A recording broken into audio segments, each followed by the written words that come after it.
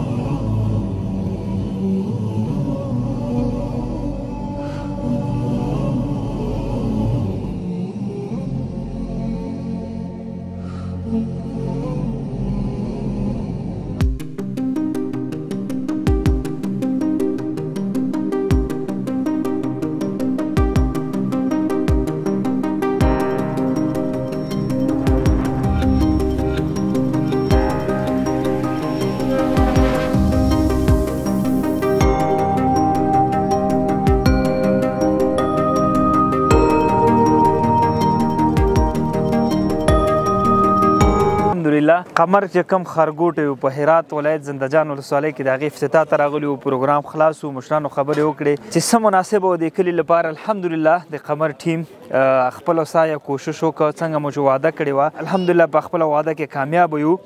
تاسو وینئ دلته مشران ولاړ دي دوی ته د خپلو کورونو کلیګانې وسپارل شوې.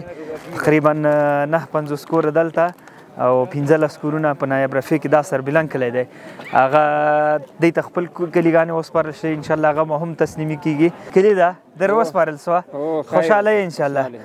دا کلي خو تا نه غټه ده که نه خوشحاله یې چې کور ته به راسې خیمې نه به نور خلاص شي صحیح ده خیمه کې خو به بیا نور نه اوسېږي خیمې ژوند سخت و که نه یخ پکې و ښه اوس به قلار ښایسته کور ته راشي صحیح ده. تاسو ته هم مبارک وي حاجي صاحبانو مرسته کوونکو ټول ته به انشاءالله دعاګانې سره خو کوو صحیح ده که نه. د مصیبت نه وروسته خو لاړه انشاءالله دا فکر هم کوو چې داسې ځایونه به بیخي موږ ته قیامت تر سلو کال دی تر سپرن جوړ نرسي دی نه بنرسي که نه چې ګل د ژوندونو هم موږ نه کېږي یو څه را جوړ کړو چې ګل سربلند یې کړی وای. یم الحمدلله مو خوشحاله اول د خدای د ومشتۍ څنګه چې مرسته مو سره وکړئ ډېر خوشحاله نن الله مو خوشحال لره الله مو خوشحال ډېره مننه. السلام علیکم.